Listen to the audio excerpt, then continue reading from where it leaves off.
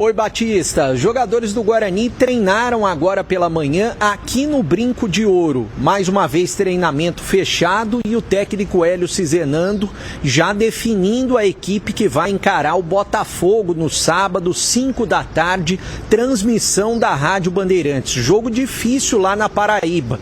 Inclusive ontem ouvimos a palavra do técnico Marcelo Fernandes, que no ano passado comandou o Guarani na reação na Série C do Campeonato Brasileiro, está fazendo um bom trabalho no Botafogo e ele falou sobre essa partida diante do Bugre. Então, um jogo de duas equipes que estão dentro do G8, duas equipes com 27 pontos, cada uma tem as suas características, entendeu? E a gente vai jogar o jogo como ele tiver que ser jogado. Sabemos que é um jogo muito difícil, contra uma grande equipe, muito bem treinada pelo Hélio Cizenando, sabe? E a gente não está nem um pouco impressionado com essa história de 7 jogos que não só tem 6 pontos. A gente sabe o tamanho do Guarani, a gente sabe o que é a camisa do Guarani, a gente sabe que é um jogo muito difícil, mas que a camisa que o Botafogo também está treinando muito, batalhando muito, sofreu muito para chegar nesse ponto e a gente sabe o quanto sofremos para chegar nesse momento. E a gente quer continuar nesse momento, vamos enfrentar uma grande equipe, onde vamos fazer de tudo para conseguir um grande resultado. Bom, Marcelo Fernandes tem no elenco Nenê, que é um dos principais jogadores da Série C do Campeonato Brasileiro, e é claro que o Guarani tem que ter uma atenção maior com esse jogador. Com relação ao Bugre, o técnico Hélio Cizenando terá novamente à disposição o Emerson, que cumpriu suspensão na última rodada. Ele deve voltar na lateral esquerda.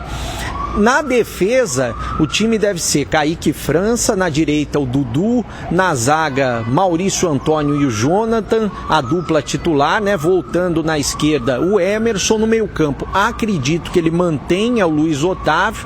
Aí existe a possibilidade dele fazer algumas trocas, como tirar o Isaac ou tirar o Carlos Eduardo. Tem o Cauã de Jesus à disposição, tem também o William Farias, o João Paulo deve ser mantido e lá na frente acredito também que ele vai manter tanto o Herbert quanto o Luca. Hoje o escolhido para falar com a imprensa foi o Jonathan Costa. Inicialmente ele falou sobre a recuperação dele, o problema de cartilagem no joelho e também, é claro, do tempo que ele ficou de fora. Foi um processo um pouco difícil, né? Problema na cartilagem. Eu operei já o menisco, então aí eu tive um traumazinho, aí acabou complicando um pouquinho. Mas recuperamos bem, junto com o Guarani também, fiz uns procedimentos. Foi um período difícil para mim, os caras conseguiram me recuperar bem. Essa importância de... Isso é bom, né, cara? Isso é bom pro clube, é pro Guarani, sentiram minha falta. Mas eu creio que entrou ali, acho que fez o seu melhor. Estou muito feliz em voltar, muito feliz mesmo em voltar.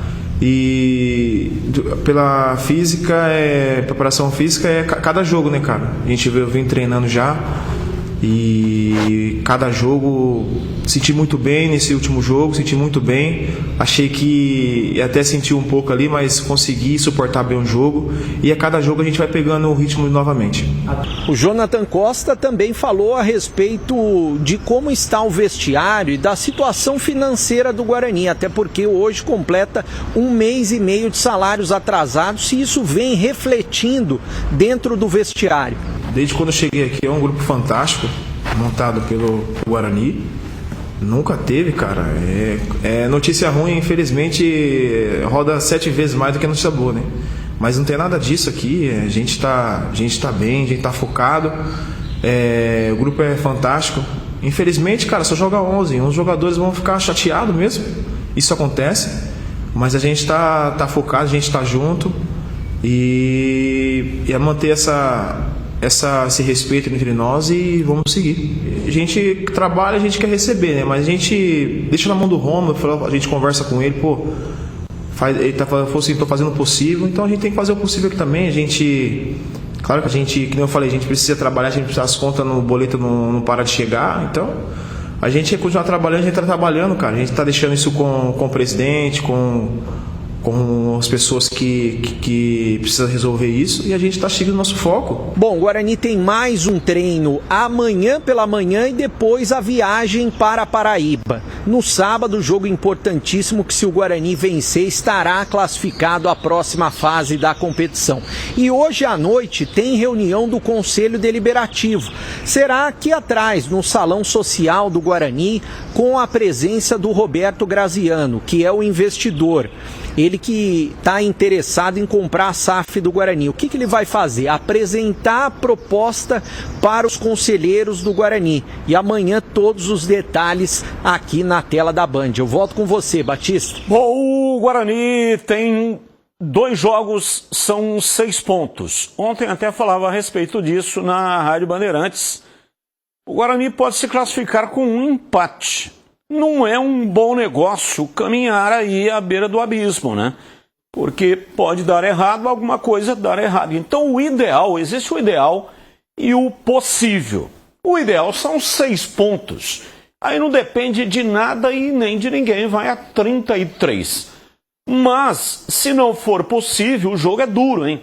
Difícil. Ontem tivemos um bom bate-papo com o Marcelo Fernandes, que vem fazendo uma grande campanha com a equipe do Botafogo. Então é difícil, o jogo é muito difícil. Mas depois tem o Brusque em casa, que não é um jogo menos difícil, mas será no Estádio Brinco de Ouro.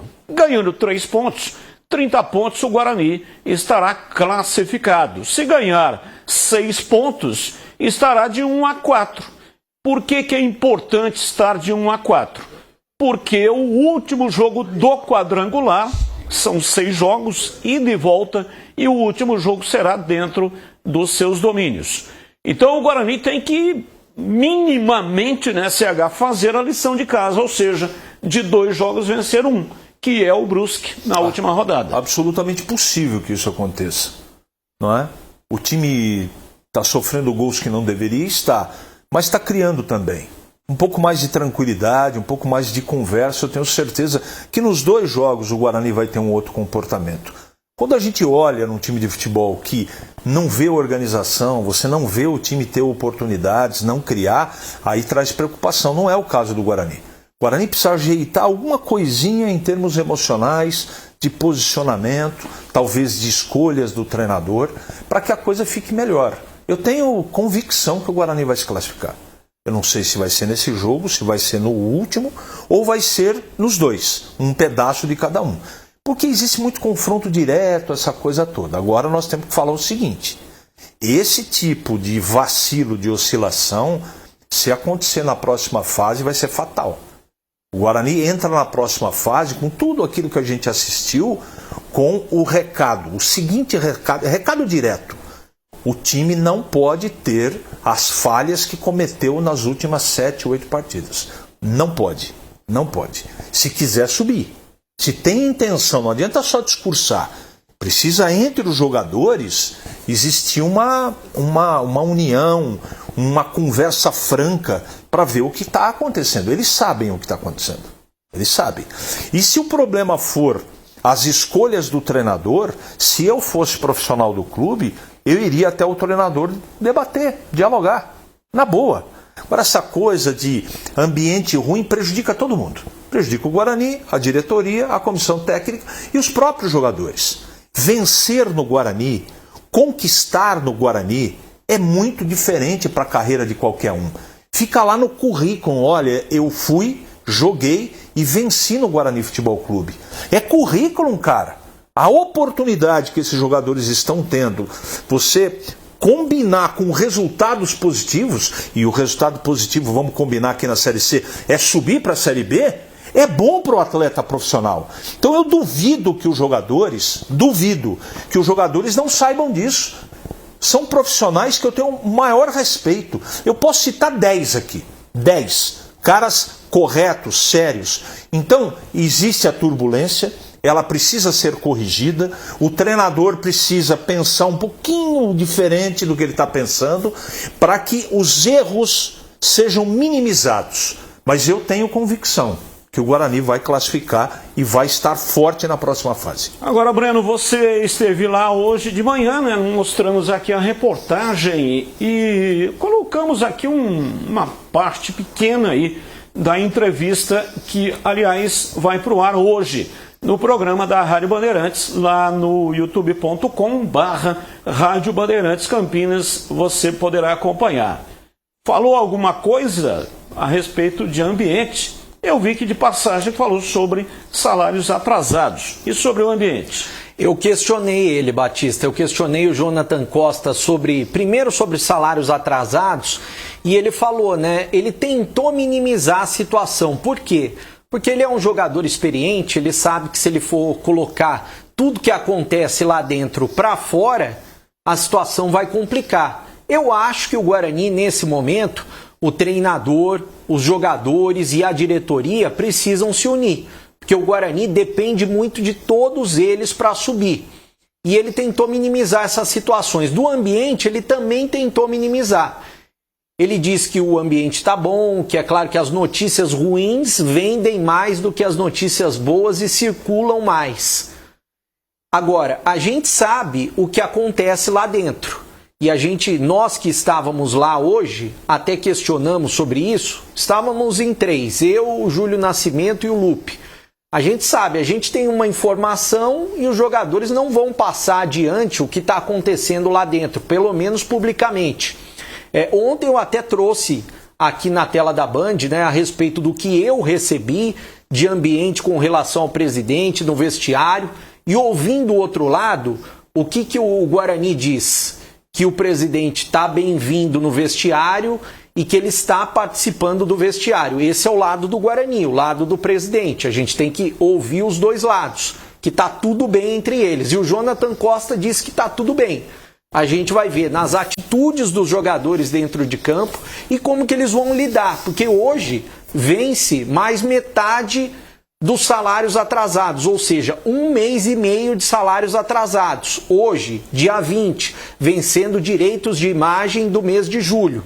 O que o Guarani deve? Direitos de imagem do mês de junho, direitos de imagem do mês de julho e também CLT do mês de julho. 1 mês e meio de salários atrasados. A gente vai ver a partir de agora como que eles vão lidar com essa situação. Hoje tem a reunião importante que eu citei com o Roberto Graziano, explicando a proposta dele para os conselheiros, e depois ele vai fazer isso no dia 1º de setembro para os sócios, mas é muito complicado para os jogadores lidarem com essa situação. E com relação ao time, Batista, hoje pela manhã o Hélio Cizenano montando pela primeira vez no treinamento, passou vídeo para os jogadores do Botafogo, sobre o Botafogo da Paraíba. Eu acho que uma das principais mudanças, até o Gleger citou, que ele gostaria de ver isso nos próximos jogos, vai ser o William Farias jogando ao lado do Luiz Otávio. Jogadores de marcação da mesma característica, eu acredito que isso possa acontecer, saindo o Isaac ou o Carlos Eduardo do meio-campo do Guarani. Tem mais o treino de amanhã para definir o time. Para fechar, o Botafogo da Paraíba está fazendo uma grande promoção. R$ 5,00 a meia entrada e R$ 10,00 a inteira. Já foram vendidos quase 5 mil ingressos de forma antecipada. E a expectativa de mais de 15 mil torcedores no Almeidão no próximo sábado, Batista. Tem um detalhe importante. Se ele fizer isso diante do meu conceito, tá? Eu não estou colocando que está errado, eu não faria isso. Colocar 2 volantes de marcação para jogar no meio campo do Guarani, sendo que o João Paulo em todas as partidas, ele recebe uma marcação individual. Você perde a fluência do jogo. Você precisa ter um segundo volante ali que consiga chegar mais à frente. Eu não sei se... Bom, eu acredito no que o Breno está colocando. Você está falando que tem possibilidade? Tem. Mas eu não faria isso. De jeito nenhum. Para mim, pela característica, eu não estou falando do atleta, do profissional, eu não faria isso. Eu posso fazer uma pergunta para o Breno? Claro. Breno, a situação da RJ, o Guarani está pagando em dia ou está atrasado? O Guarani não confirma. Aliás, eu vou tentar questionar esse tipo de situação hoje à noite. Pelo que eu sei, se atrasar a RJ, o Guarani vai à falência. Sim. E não pode atrasar muito tempo. Eu vou tentar confirmar hoje à noite essa situação, mas eu não tenho a confirmação se o Guarani está pagando em dia ou não. Eu sei que está priorizando pagar esse tipo de situação do que pagar os jogadores e os funcionários do clube. Tem uma coisa muito clara, né? Eu acho que está muito claro para todo mundo, que se não acontecer urgentemente um aporte de dinheiro, o Guarani pode ter problema na semana que vem. E é bom que isso não aconteça. Eu acho que as pessoas do Guarani sabem disso. Sabem disso. Talvez a reunião de hoje possa adiantar alguma situação. Eu espero que sim, não é? Mas tem que entrar na próxima fase, o ideal, né? Tem o possível ideal. Tem que entrar na próxima fase sem esse tipo de problema financeiro. Sobre essa questão do William Farias, né? O Gleger até comentou, o Breno citou aqui o Gleger que fez comentário, e o comentário foi provocado por mim, porque naquele dia estávamos discutindo, olha, o William Farias já está recuperado. Ele era titular, voltará ao time. E aí tem que tirar o Luiz Otávio. E aí eu provoquei o assunto, falei, por que os dois não podem jogar juntos? E o Gleger respondeu, falou, sim, podem jogar juntos. Então veja, precisa de um segundo volante que tenha um pouco mais de qualidade para poder chegar essa bola na frente. Sim, mas diante da situação, veja, o Guarani está tomando gols que não dá para tomar, é muita falha. E no intervalo o Hélio Cizenando tirou o Luiz Otávio e colocou o William Farias. E o time despencou no segundo tempo. Então o Luiz Otávio não pode ficar fora do time. E o William Farias também não pode ficar fora do time. Mas você quer um detalhe, então os Batista? dois precisam jogar, independentemente de ter um meia só no time. É só um detalhe importante. O Gleger acha que pode jogar, e eu respeito, eu acho que não. No meu conceito de futebol, não. Não, mas você que tem futebol, dois jogadores com essa qualidade, vai deixar um no banco. Então você pega e coloca 10 zagueiros, porque você vai jogar fora de casa, e o time tem que parar de tomar gols. Não é assim que funciona. Futebol é preenchimento de espaço, é posicionamento, é disciplina tática. É isso que... O futebol é isso. E por que o William Farias não foi bem? Porque ele está sem ritmo de jogo. Se ele tivesse com ritmo de jogo, talvez nem o Luiz Otávio jogasse mais. Porque é o conceito do treinador. Pegue todas, Breno, as escalações do Guarani, desde o trabalho do Hélio Cizenando, quando que ele trabalhou com dois volantes de marcação. Se você tem dois jogadores com essa qualidade, aliás, não, qualidade não, característica. Na Europa não existe nem mais a palavra volante. Ninguém fala mais volante. Não existe porque o primeiro volante tem característica de segundo volante, de lateral e de meia. Então, por isso que não existe mais. São meio-campistas, são jogadores que atuam ali no território, que faz a bola parar, no caso de marcação, ou a bola andar, no caso de chegar nessa bola na frente. O time vai jogar com dois volantes. Esquece isso. Não existe mais isso no futebol. Existem meio-campistas, jogadores com qualidade para marcar e fazer a bola andar. Tem um detalhe. Então, tem dois jogadores com essa qualidade, aí um joga. Tem um detalhe muito importante. Isso é conceito que o futebol me ensinou. A melhor maneira de você marcar o seu adversário é ficando com a bola. É a melhor maneira. Você pode pôr 3 zagueiros, 5 volantes. Se você tiver um time que saia jogando, que toque a bola, que seja rápido, é a melhor maneira que você tem, né, Breno? Para poder marcar. Então não é a característica do jogador. E olha, eu não estou fazendo campanha contra o William Farias, não.